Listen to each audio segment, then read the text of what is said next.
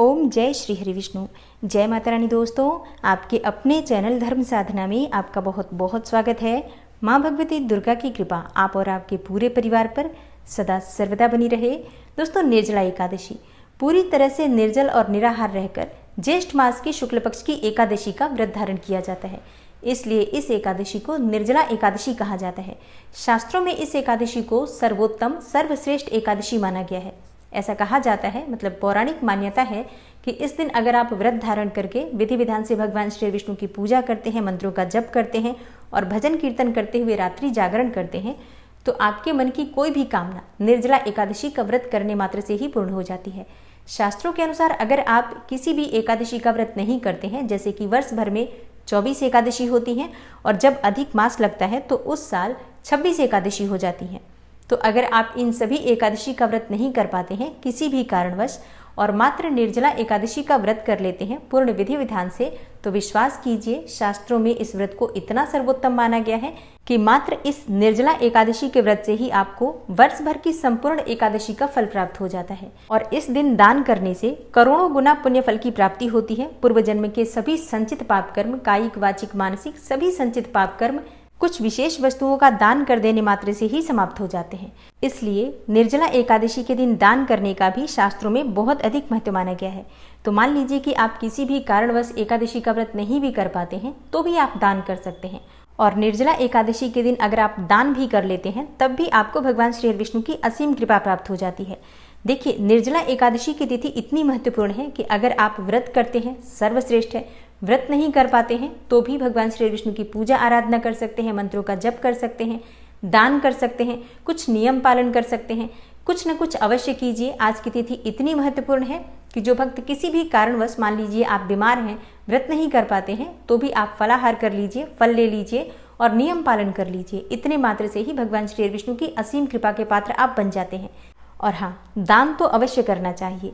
तो जो भक्त व्रत धारण करते हैं वो तो दान करते ही हैं, लेकिन जो भक्त व्रत नहीं कर पाते हैं उन्हें भी आज के दिन कुछ वस्तुओं का दान अवश्य करना चाहिए। तो आज की वीडियो में आप जानेंगे कि एकादशी के दिन, निर्जला एकादशी के दिन किन चीज़ों का दान करना चाहिए, किन चीज़ों का दान अवश्य करना चाहिए और कौन सी चीज़ें दान करने से किस फल की प्राप्ति होती है। निर्जला एकादशी के दिन किस वस्तु का दान किस प्रकार से करें जिससे कि संपूर्ण एकादशी का फल भी हमें प्राप्त हो, और जिस भी मनोकामना से हम एकादशी का व्रत धारण कर रहे हैं या बिना एकादशी का व्रत किए भी पूजा आराधना कर रहे हैं, हमारी मनोकामना पूर्ण हो, इसके लिए आज विशेष क्या वस्तु दान करनी चाहिए। और हाँ, इसके साथ ही निर्जला एकादशी के शुभ मुहूर्त के बारे में भी संपूर्ण जानकारी आपसे आज की वीडियो में मैं शेयर करने वाली हूँ। तो वीडियो बहुत महत्वपूर्ण है, पूरा ज़रूर देखिए। और अगर आपको आज की वीडियो अच्छी लगे तो इसे लाइक भी ज़रूर कीजिए, क्योंकि आपके लाइक्स, आपके कमेंट्स मेरे लिए बहुत महत्वपूर्ण होते हैं। यही एकमात्र जरिया है जिनसे मुझे पता चलता है कि आपको ये वीडियो अच्छी लगती हैं और आपके लिए ये वीडियो उपयोगी है। तो अगर वीडियो अच्छी लगती है तो लाइक तो ज़रूर ही किया करें। इसके साथ ही कमेंट बॉक्स में माता रानी के नाम का जयकारा भी ज़रूर लगाएं। इससे आपको सकारात्मक ऊर्जा की प्राप्ति होती है। और अगर आपका कोई भी सुझाव हो, कोई भी प्रश्न हो या कोई भी विशेष वीडियो देखना चाहते हैं तो इसके लिए भी कमेंट बॉक्स में ज़रूर लिखें। और चैनल पर पहली बार आए हैं, अगर अभी तक आपने चैनल को सब्सक्राइब नहीं किया है तो आज की वीडियो अगर आपको अच्छी लगे तो चैनल को सब्सक्राइब जरूर कर लीजिए और बेल बटन को भी प्रेस कर लीजिए। तो इससे ये होगा कि इस चैनल पर जो भी नई वीडियो अपलोड होंगी उनकी नोटिफिकेशन आपको सही समय पर प्राप्त होगी। बात करते हैं सबसे पहले एकादशी के शुभ मुहूर्त के बारे में। देखिए, निर्जला एकादशी की तिथि प्रारंभ हो रही है 30 मई की दोपहर में 1:09 पर और समाप्त होगी 31 मई को दोपहर में 1:47 पर। तो एकादशी व्रत हम कब धारण कर रहे हैं? 31 मई 2023 को एकादशी का व्रत रखा जाएगा। और बात करें पारण के शुभ मुहूर्त के बारे में, तो एकादशी व्रत का पारण हमेशा द्वादशी तिथि में किया जाता है और द्वादशी तिथि प्रारंभ हो रही है 31 मई को दोपहर में 1:46 पर और द्वादशी तिथि समाप्त होगी 1 जून को दोपहर में 1:39 पर। तो पारण करने का शुभ मुहूर्त कब होगा? देखिए, 1 जून 2023 को सुबह आपको अपना व्रत खोलना है, व्रत का पारण करना है। तो पारण करने का शुभ मुहूर्त सुबह 5:23 से सुबह 8:09 तक आपको प्राप्त हो रहा है, जो बहुत शुभ मुहूर्त है 1 जून 2023 को। और पारण करने की यानी कि व्रत खोलने की कुल अवधि होगी 2 घंटे 40 मिनट की। तो काफ़ी समय है, आप आसानी से पारण भी बना सकते हैं और अपना व्रत भी खोल सकते हैं। दोस्तों, निर्जला एकादशी का व्रत रखा जाता है बेहद गर्मी में, यानी कि ज्येष्ठ मास में जून के महीने में निर्जला एकादशी का व्रत आता है, जो कि काफ़ी गर्म समय होता है। तो इस गर्मी में निर्जल रहना एक तपस्या के समान है, इसलिए ही इस व्रत को इतना सर्वश्रेष्ठ माना गया है। और इस गर्मी के मौसम में अगर हम किसी को शीतलता प्रदान करने वाली चीज़ों का दान करते हैं, ठंडी चीज़ों का दान करते हैं, तो इससे सभी प्रकार के पुण्य फलों की प्राप्ति होती है, यानी कि मन वांछित फल की प्राप्ति हो जाती है। कहा जाता है कि ठंडी चीज़ों का दान करने से हर मनोकामना पूर्ण होती है। भगवान विष्णु के आशीर्वाद से सुख समृद्धि भी प्राप्त होती है और मन की कोई अगर विशेष कामना हो तो वो भी पूर्ण हो जाती है। तो किन चीज़ों का दान करना चाहिए? देखिए, ठंडी चीज़ों में जैसे कि अभी सीजनल फ्रूट्स होते हैं, खीरा, आम, खरबूजा, तरबूज, लीची, ककड़ी, इन फलों का दान आप कर सकते हैं, क्योंकि फलों का दान करने से घर में सुख समृद्धि भी आती है और भगवान श्री विष्णु प्रसन्न होते हैं, तो आपके मन की हर कामना पूर्ण हो जाती है। और हाँ, एकादशी के दिन पंखे का दान विशेष रूप से किया जाता है। बांस के पंखे का भी आप दान कर सकते हैं, या फिर आप चाहें तो बिजली के पंखे होते हैं, कूलर होते हैं, इनका भी दान आप कर सकते हैं। और हाँ, इन चीज़ों का दान आप अगर किसी ज़रूरतमंद को करते हैं, मतलब जिसके पास ये चीज़ें ना हो, उनको अगर आप इन चीज़ों का दान करते हैं, किसी के घर में पंखा नहीं है, गर्मी से कोई परेशान है, किसी के घर में कूलर नहीं है और वो लोग बहुत अधिक परेशानी में हैं, आप सामर्थ्यवान हैं कि आप दान कर सकते हैं, तो आपको निर्जला एकादशी के दिन इन चीज़ों का दान अवश्य करना चाहिए। कोई भी अगर मानसिक रूप से आपसे प्रसन्न होता है, जिसकी आत्मा को आप तृप्त करते हैं, उसके आत्मा से, उसके रोम रोम से आपके लिए प्रार्थना निकलती है, आपके लिए दुआ निकलती है, आपको आशीर्वाद की प्राप्ति होती है और आपके जीवन में आने वाले तमाम कष्ट, तमाम परेशानियों से आपको मुक्ति मिल जाती है।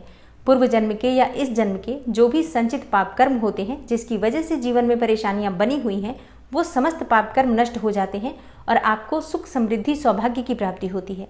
और इसके अलावा आप चाहें तो पानी का प्याऊ लगवा सकते हैं, मतलब राहगीरों के लिए ठंडे शरबत की व्यवस्था कर सकते हैं। इससे जो भी प्यासे होते हैं उनकी आत्माएं तृप्त होती हैं, तो उनका आशीर्वाद भी आपको प्राप्त होता है। किसी ब्राह्मण को खड़ाऊ का दान करने से या फिर जूते का दान करने से, अंगरखा दान करने से या छाता दान करने से आपके जीवन में जो कष्ट हैं, जो परेशानियां हैं, वो समाप्त होती हैं। और इसके अलावा आप चाहें तो वस्त्रों का दान कर सकते हैं, मतलब अपनी इच्छा के अनुसार वस्त्र का दान किसी ब्राह्मण को या किसी ज़रूरतमंद को कर सकते हैं। और आज के दिन पीले रंग के वस्त्र अगर आप किसी ब्राह्मण को दान करते हैं, किसी पुजारी को दान करते हैं, किसी मंदिर में, किसी धर्म स्थान में दान करते हैं, तो इससे आपको सुख समृद्धि और सौभाग्य की प्राप्ति होती है। मतलब किसी भी प्रकार की परेशानी आपके नौकरी में, व्यापार में आ रही है, तो आज आपको पीले रंग के वस्त्रों का, पीले रंग के फलों का दान जरूर करना चाहिए। और हाँ, ब्राह्मण को दान करते समय इस बात का ध्यान रखिए कि दान की सामग्री के साथ दक्षिणा स्वरूप कुछ पैसे अवश्य रखने चाहिए। निर्जला एकादशी के दिन अगर आप जल कलश का दान करते हैं, जल कलश मतलब जल से भरा हुआ पात्र आप तांबे का भी ले सकते हैं, मिट्टी का भी ले सकते हैं, चांदी का भी ले सकते हैं, जो भी आपके पास उपलब्ध हो। उस पात्र में आपको गंगा जल सबसे पहले डालना है, फिर आप शुद्ध जल से उस पात्र को भर लीजिए और उसे एक ढक्कन से ढक दीजिए या फिर किसी कपड़े से बांध दीजिए। कोई प्लेट आप उस पर रख सकते हैं। मतलब जल कलश को ढककर दान करना है। और जल कलश के साथ आपको शक्कर का भी दान करना है, क्योंकि मीठा शरबत हमें दान करना चाहिए, तो शक्कर का दान कर सकते हैं। इसके साथ ही कुछ फलों का दान कर सकते हैं, मतलब ऋतु फल जैसे कि खरबूजा, तरबूज, ककड़ी, खीरा, ये सब ठंडी वस्तुएं दान करनी है। और इसके साथ दक्षिणा स्वरूप कुछ पैसे अवश्य रखिए। और हाँ, जल कलश के साथ आप चाहें तो वस्त्रों का भी दान कर सकते हैं। ये पूरी तरह से आपकी अपनी इच्छा पर निर्भर करता है। अन्न का भी दान कर सकते हैं, मतलब बाकी की सामग्री पूरी तरह से आपकी अपनी इच्छा पर निर्भर करता है। लेकिन जल से भरा हुआ पात्र शक्कर के साथ, फल के साथ और दक्षिणा के साथ जरूर दान करना चाहिए। ये कार्य आज आप सभी को करना चाहिए, चाहे आप व्रत करते हैं या नहीं करते हैं। जल कलश का दान अवश्य कीजिए, क्योंकि शास्त्रों के अनुसार निर्जला एकादशी के दिन जल से भरे पात्र का दान करने से, जल कलश का दान करने से 1000 यज्ञों का फल प्राप्त होता है। तो आप समझ सकते हैं इस जल के पात्र को दान करने से कितना अधिक पुण्य फल आपको प्राप्त हो सकता है। तो जल का पात्र अवश्य दान कीजिए। बाकी आपकी अपनी इच्छा, अपना सामर्थ्य है।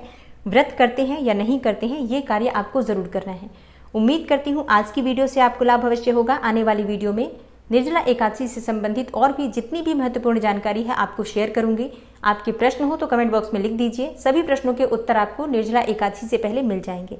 और हाँ, इसके अलावा भी अगर आपका कोई प्रश्न हो, कोई विशेष वीडियो देखना चाहते हैं या फिर कोई सुझाव है, तो वो भी आप कमेंट बॉक्स में लिख सकते हैं। मिलती हूँ मैं आपसे अगली वीडियो में। तब तक के लिए नमस्कार।